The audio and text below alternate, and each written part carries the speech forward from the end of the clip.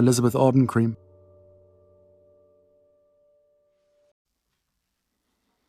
This One's Wife, Narc Daughter and Narc Mum. Hello, I'm H.G. Tudor. This One's Wife has two narcissists for parents.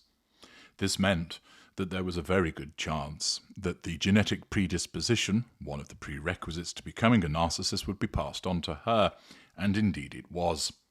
Furthermore, the presence of two narcissists in her life meant that there was an increased chance that the lack of control environment would come into being. From the perspective of Doria Ragland, she created this by being absent for a number of years. That hole created in the life of this one's wife, the absence of maternal support, the absence of someone providing a role model and guidance, impacted upon her.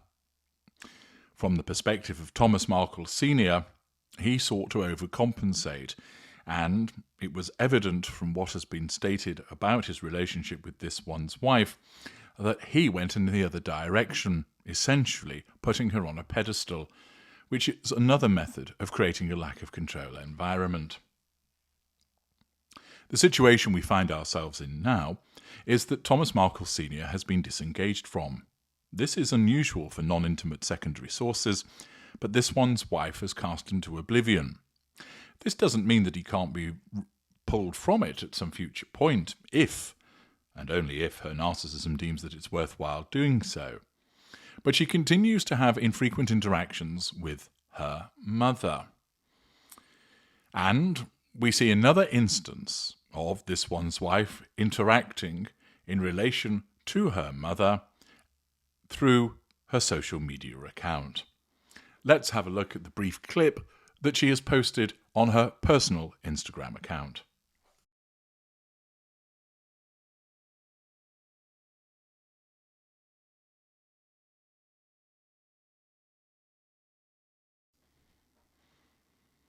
It's a short clip.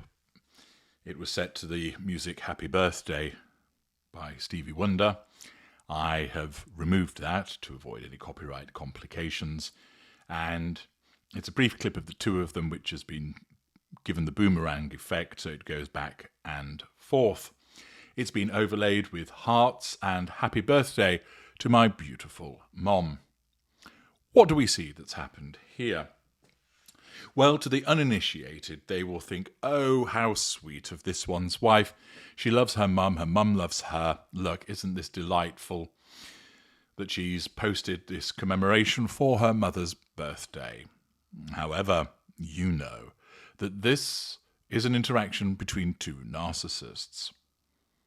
The birthday of Doria Ragland has caused her to come up on the radar of this one's wife. Her narcissism, in her subconscious, poses this question. Is Doria Ragland, the non-intimate secondary source, under control? Yes, no, don't know.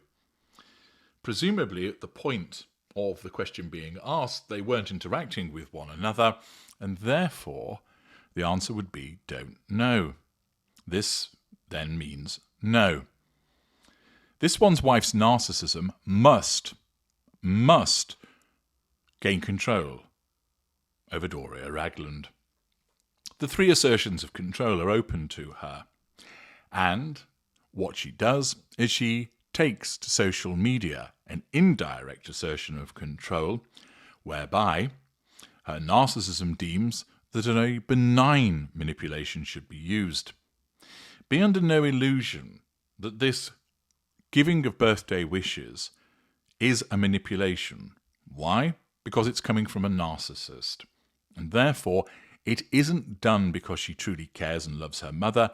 It's self-serving. It's done for this one's wife's purposes. Accordingly, she gets this short clip of her and her mother together as she's giving her mother a kiss. In the footage, that's a direct assertion of control. She uses this, puts music to it, overlays some hearts and a message, and then places it upon her social media. The approval that she receives from those that like it allows her to gain indirect control over her mother.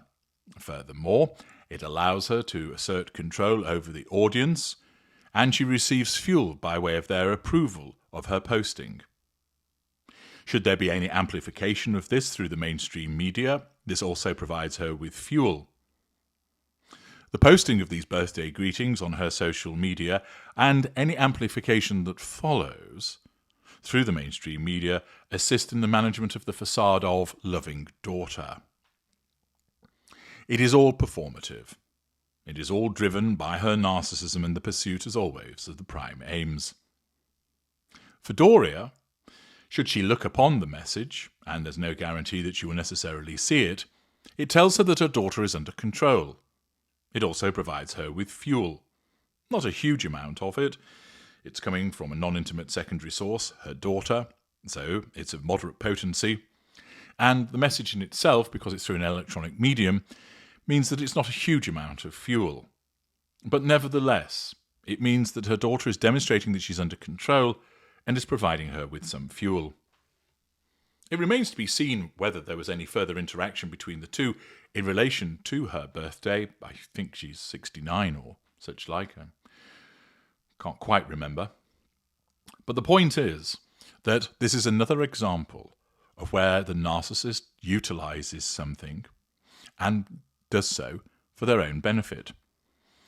Another person's birthday used to allow this one's wife to assert control over appliances, her mother and the audience, allowing this one's wife to draw fuel from responses. For instance, if her mother gets in contact with her to thank her for the birthday shout out on Instagram, that provides this one's wife with some fuel from her mother. But the main reason this has been done in relation to the prime aims is facade management. This one's wife wants to cultivate an image of having an idyllic home life. Notice how many times she talks about how Harry loves her, but she never talks about her love for him. The fact that the children love her, that the children adore her, that she talks about how her friends love her. It's all centered around her. And it is imperative for her to create this image of being this likable and lovable person, because her narcissism tells her that she is that thing, and therefore she needs the world to know it. And so she manages that facade, because by managing that facade of being a likable and lovable person, that makes it all the easier to control people and all the easier to extract fuel from them. She is simply hijacking her mother's birthday for her own purposes. She does not see it that way because her narcissism doesn't allow her to see it that way. But that is what is happening. She is a slave to the needs of her narcissism, and it infects nearly every aspect of her life and pollutes everything that she does when it comes to dealing with other people.